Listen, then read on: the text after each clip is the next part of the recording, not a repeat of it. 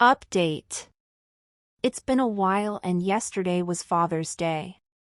Luna tried calling me several times and I looked at the phone. I wanted to answer, I didn't, but all that kept lingering in my mind was those messages. What she said to her mother, to her real father, her friends. So I ignored it. Eventually I listened to her voicemail and she sounded so cheerful. She briefly apologized for her actions, but to me, it didn't sound sincere, just passive. Maybe I'm overthinking it. She mentioned about her son, her finance, and asked me to call her. Simple requests, and I became infuriated. My grandmother and my fiancé are telling me to give her a chance, but when I asked my grandmother if Luna or Marisol ever asked about me in the 4 years I left, she said Marisol did, constantly, but not Luna. So in my twisted mind I think Luna wants me in her life till her child would be taken care of. Or maybe she wants to milk me and that made me so angry. Even Marisol tried calling me constantly and I'm already thinking about changing my number. So I spent the majority of my Father's Day in the gym, hitting the heavy bag, and I have an appointment today with an anger management group. Maybe they can give me an outside opinion. Update number 2. I sent a small email to Luna that simply said, "What do you want?" Didn't expect the multi-paragraph response. She started the email profusely apologizing for how she acted. She said when she found out I wasn't her father, she was angry. She confronted her mother and she cried, making her promise not to tell me. Since she felt lost, she began to talk to my cousin, her real father, more and more. He told her of my violent past, the things I used to do, things that I kept a secret from her. This made her angry, and the more they spent time together, the more she pulled away from me. She said she felt bad from time to time, but my cousin would reinforce her feelings towards me. The day of the quince, she said while we were dancing, she realized how stupid she was acting. She realized how much I loved her, and then her messages appeared on screen. In the days that followed, she was told by my wife's side of the family to give me space. To not call me, and she listened. She said she was watching her family fall apart because of her and she couldn't do anything to fix it. She told me she understood why I did what I did. Yet she wanted to reach out. Her grandfather kept telling her that I loved her, that I raised her, and despite what I saw through her messages, I will do the right thing, and she believed him. During the divorce, her mother fell in a dark place. Not talking to her, barely eating, she was just existing. When she found out that my name was removed from her birth certificate, she said she had a panic attack. Her mother told her that they will have to move back to Brooklyn, and when she asked about her life and school, her mother told her that was the life your father gave you, and he's not your father anymore. So she called me, begging, and I cursed her out, then hanged up. She cried for days. She tried to reach out to my cousin, who pretty much ignored her. She even went to the church and he told her to leave. Called her a mistake. Her mother refused to talk to her, basically locked herself in her room, only leaving to use the bathroom or take a shower. She begged her grandfather to take her to see me, and when they came to Long Island, she learned that I moved. Her grandfather told her that he will talk to my grandmother and find out where I went. For the next 2 years, according to her, it was hell. The entire neighborhood knew what happened to her and her mother. Her father avoided her at all cost and tried not to pay child support. It took her grandfather to threaten him to start paying. In the meantime, her mother didn't talk to her. She was just locked in her room. The few times they did spoke, she called her an ungrateful girl, and she was the reason why she lost the love of her life. Her grandfather had to put her mother in her place by telling her that her infidelity was the reason why she lost the love of her life, and she locked herself back into the room. So Luna barely stayed home, and that was how she met the father of her child. He worked in the corner bodega, they were the same age, and after a few months of talking, one thing led to another and she ended up pregnant. Her grandfather was furious, but when her boyfriend insisted that he would marry her, that cooled things down. Luna said her pregnancy was a blessing in disguise. Her mother began talking to her again and even began leaving the room to be by her side for every checkup. Being a senior in high school while pregnant was cliché, but she made it work. A month before the baby was born, she graduated, and her boyfriend joined the Marines. He wanted to elope before leaving, but she wants a wedding. Her boyfriend had no issues naming his son after me. Apparently, his father was absent, and the fact he was a junior was a reminder that he shared the name of a man who didn't want him. When she heard I was in town, she got a speeding ticket trying to get to my grandmother's apartment. She wanted to see me. Wanted to apologize, wanted me to see her son. She just wanted to see me. However, she was late and she cried. When her mother gave her my number, she wanted to call me immediately, but the entire neighborhood was talking on how I beat her father up, so she waited. Her mother was sad to see that I moved on and have a son. Luna was happy to know she had a little brother, but her mother became a little more depressed. I felt sorry for Marisol. After I read the email, I called Marisol and asked her if this was true. That she refused to talk to Luna for years and blaming her for our divorce. She confirmed it, and at first I yelled at her, but I regained my composure when I hear her crying. I told her to move on. Find someone else, but she said no. She told me that I was her husband and I will always be her husband. It broke my heart a little. I then had my grandmother go see my cousin so I could talk to him. The second he heard my voice, he began to cry and begged me to forgive him. I just asked him why he didn't be a father to Luna. Why he poisoned her against me, and he said it was envy. He was in love with Marisol and I took her from him. When I was arrested, he consoled her. Manipulated her, and barely last a second with her, and she realized what she was doing and shoved him off of her, but he already came. When she found out she was pregnant, he knew the baby was his. They both knew. It was supposed to be a secret. Marisol took her double hysterectomy as God's punishment for her infidelity and deceit. When Luna turned 13, he was drunk. Seeing my life, and envy was the one sin he couldn't shake. So he wanted to ruin it, and he did. I told him when we see each other again in hell, I will be his eternal torturer, and hung up on him. Jocelyn was there for me. She told me that everything will be okay. Luna and I commented through email. I spoke to her on the 4th. She spent over an hour crying while talking to me. I even spoke to her boyfriend, who asked me permission to marry her. I thought it was funny, but honorable. My wedding is next month and Jocelyn wants me to invite Luna. At the same time, Luna wants me to give her away for her wedding in November.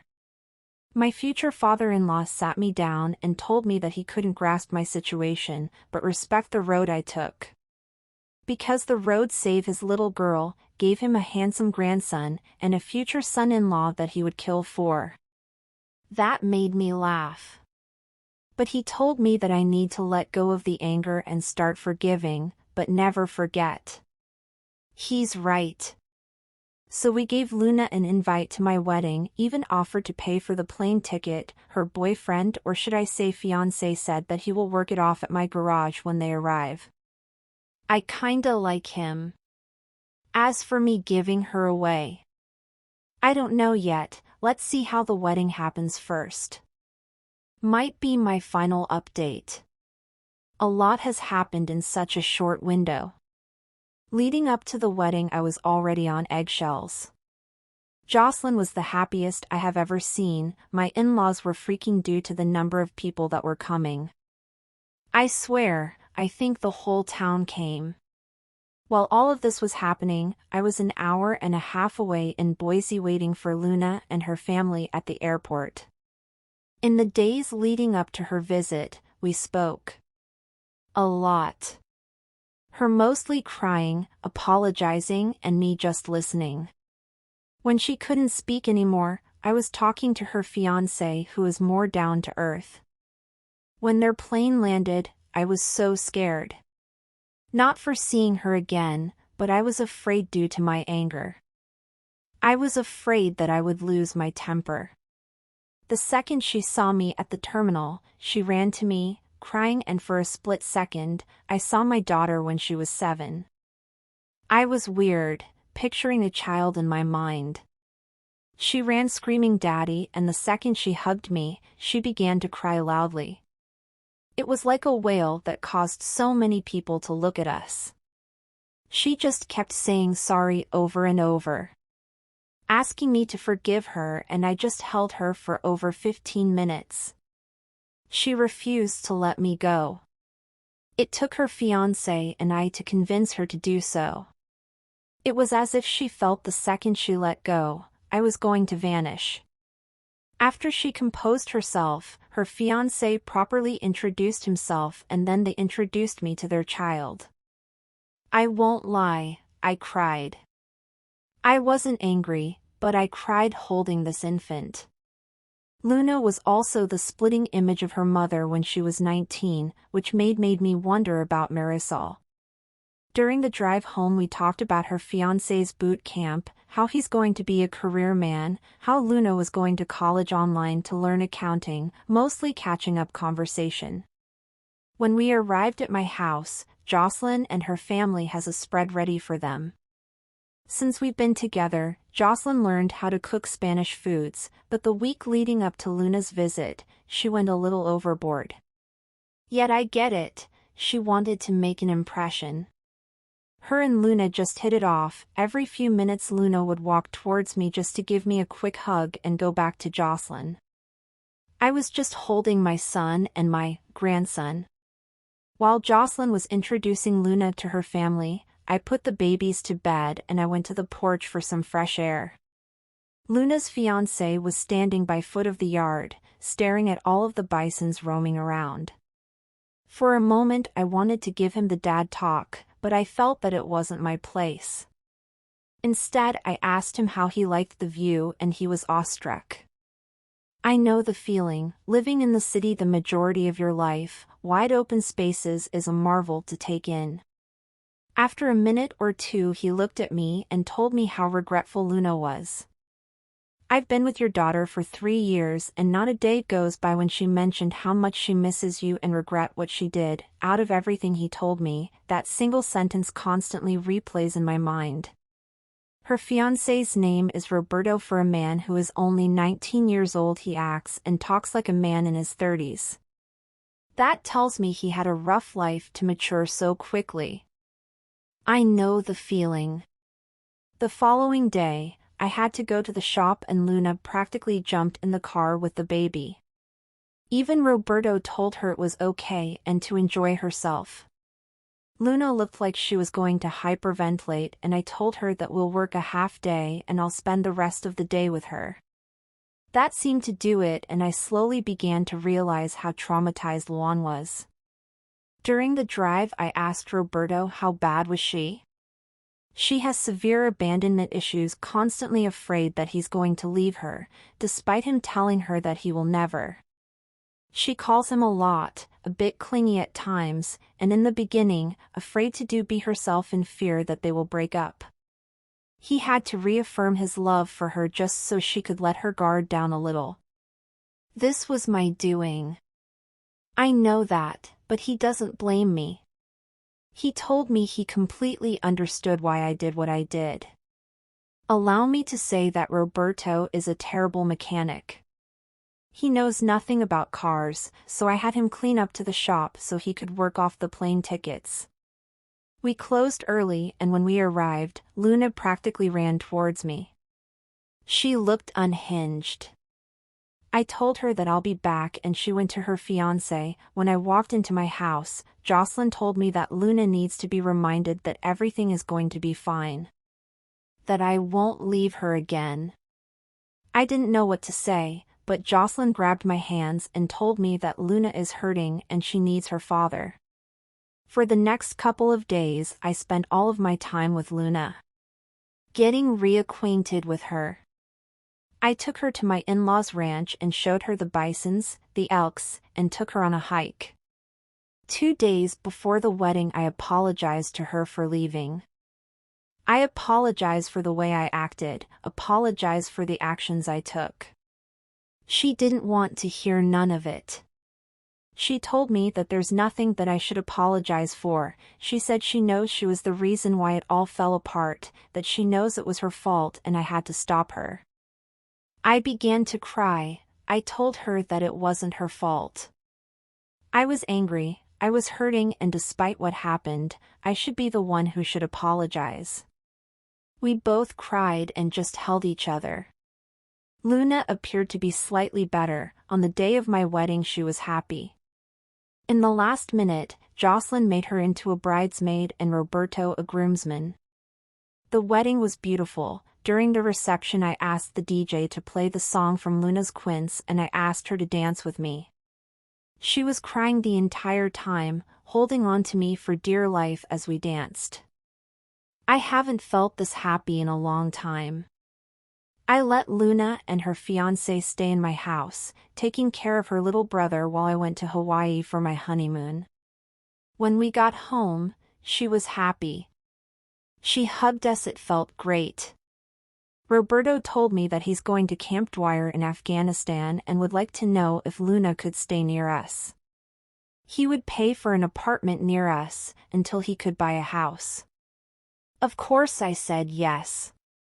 They went back to the city the day before yesterday. Like I said, it's been eventful. Luna's wedding is in November and Roberto is leaving in December.